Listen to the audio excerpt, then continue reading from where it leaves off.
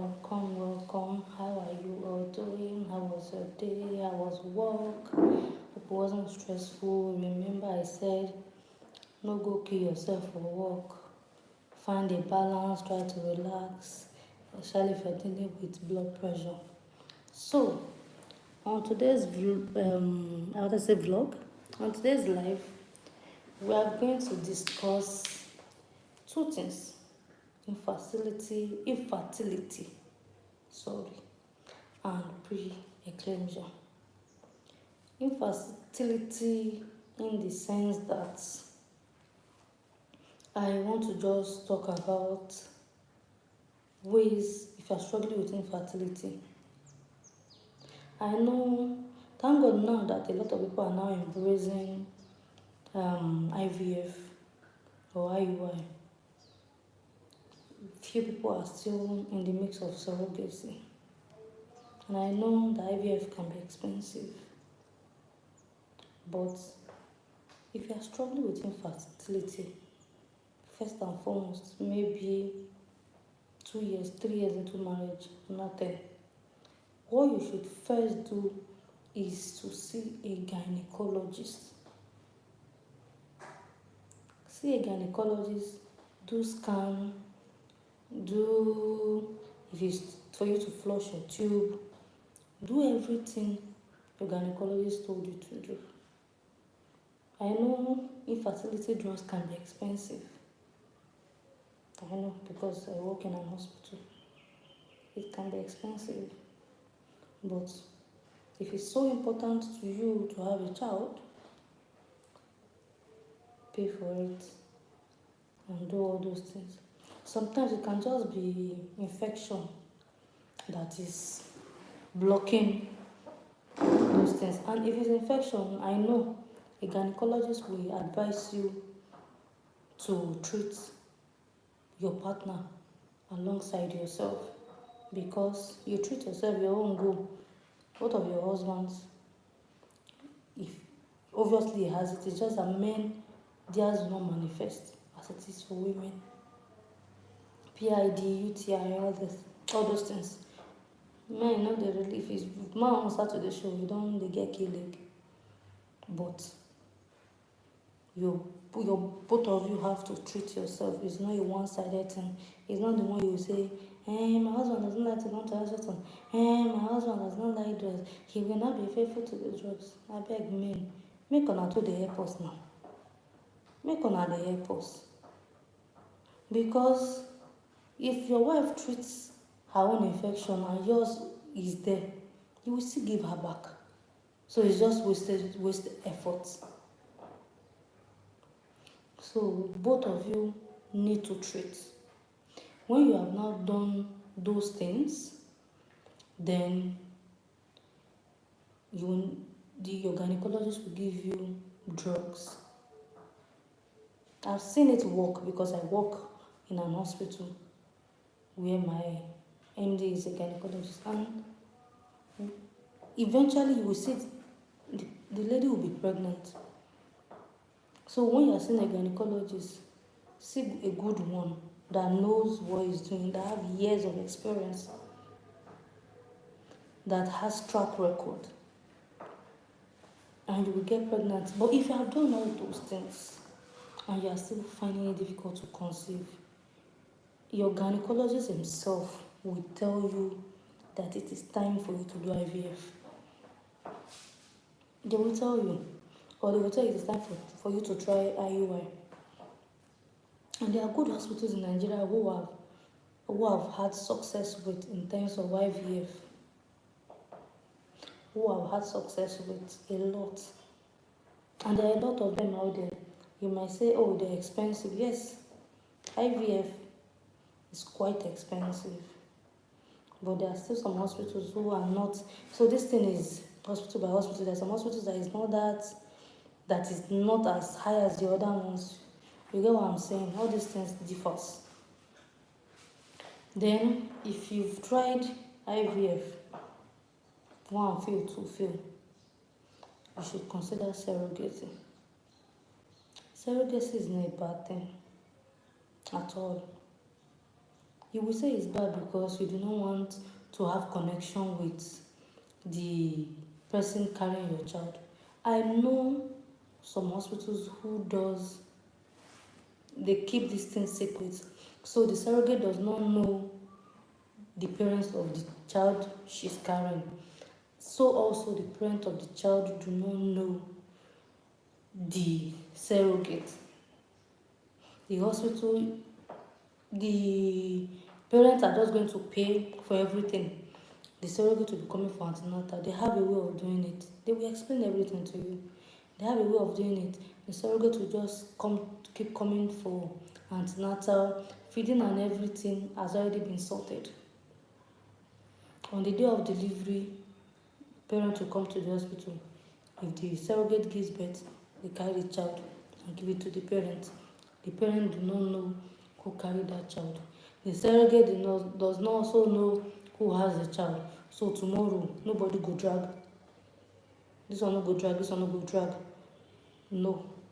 I know people's fear about surrogacy is the surrogate will now start overbilling me, will now start saying, I want this, I want that, or she might run with my child, or one thing, or this one. There are good facilities who does this thing well. Research, read more, ask questions. They will tell you which hospitals can do surrogacy for you. So you shouldn't be struggling with infertility. And in the course of doing it, in the course of waiting, you can adopt. I've seen people who adopted and that adoption became a blessing. Their womb, like we Nigerians would say, is their womb opened and the mother now has her own, got pregnant. I've seen cases like that. So in the process of waiting, you can adopt. Go through the government adoption agency. Do not go to this one's when carry people. Go through the government adoption agency and adopt. If you don't have money for surrogacy or IVF and all those things, and you are still believing God, and you know in your heart of hearts that you want to be a mother, adopt. Adoption is not a bad thing.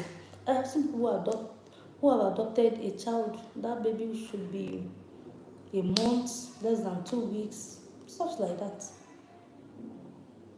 And the child, you will look at the child and say, you will not even know that it is not them that gave birth to this child.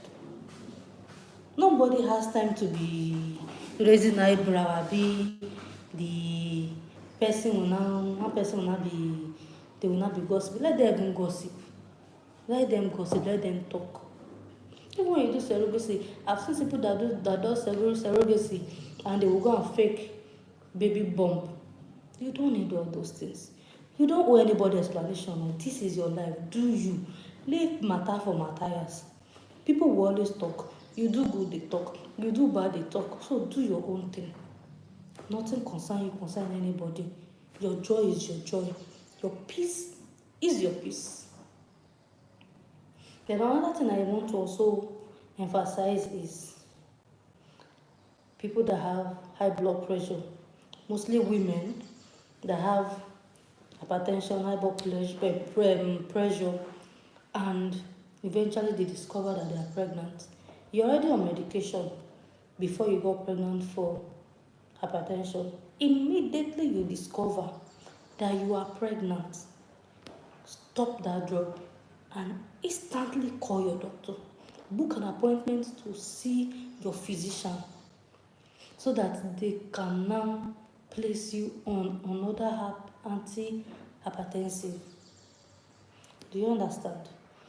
Because drugs for pregnancy, for pregnant women or for pregnancy is different from when you are not pregnant. So it's not the same.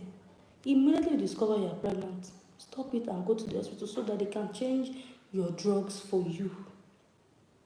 Secondly, if the whole BP thing came in the process of being pregnant, that is what we call preeclampsia, your doctor will also place you on medication and place you on bed rest, especially if your own is on that level. the 150s, 150, 100 and all those things. Then doctor will place you on bed rest till you give birth. And if your baby keeps climbing, they will have to immediately remove that child so that it doesn't kill you. So whenever you discover that maybe you come for antenatal and you're already pregnant, you come for antenatal and your baby is already high, obviously your doctor is going to counsel you.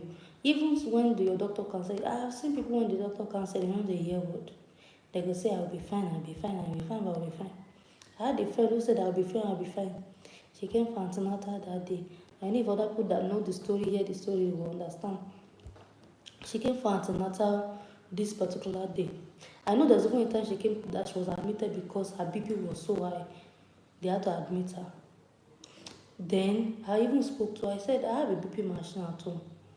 If you notice that you're not feeling very well, call me. I'll come and check your BP or go to the hospital. Her mother-in-law even gave her her own BP machine. My sister now came for antenatal one other time now. Her BP was high. The doctor said they were going to place her on bed rest. My sister said no. So she won't go out. She did not call her husband to tell her husband that this is what the doctor said. Sister, lock up. She did not go home. She just went to do visit up and down. Came back home in the night. She did not sleep. She had chat for WhatsApp or everywhere. Then in the middle of the night, around 5, she now woke her husband that her chest is paining her. Poor guy. 5 motor, bundle her reach hospital. Her BP done. I think I even heard her BP was like 200-ish. 280, 300 ahead. My friend did not come out alive. She died, and that baby died with her. So you see people that used to advise that they will say, you need bed rest. You need bed rest. You will say no. You will this one, you will that one. You will shall find an excuse. Doctor no go tie your 2 hands and tie your leg. A doctor will only advise you. Shikena. If you like, you listen. If you like, you no listen. Now your life. A doctor can only advise you and persuade you and plead with you and beg you. If the one that is even nice self, go to extra mile. But the ball is still in your court at the end of the day. Your life is in your hands. You cannot afford to joke with hypertension. You cannot afford to joke with high blood pressure. When we say high blood pressure and hypertension, they are two different things. If we say high blood pressure, when we say you have high BP, when maybe your consistency, let's say 140/90 or 140/100 is consistent, we'll say you have high blood pressure. When we now say you have hypertension, it is now we now still start saying 170/100, 170, 110, 170, 100.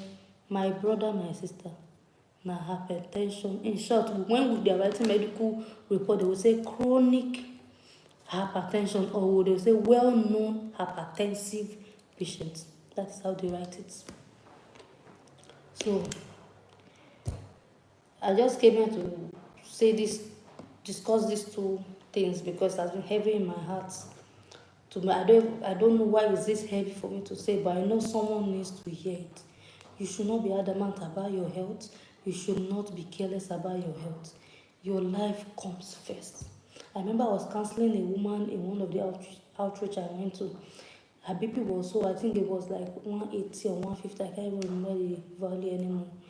And I told her, sit down. I gave her drugs. She said, she also go and cook. And I said, see, if you die now, if you drop dead, your children will survive.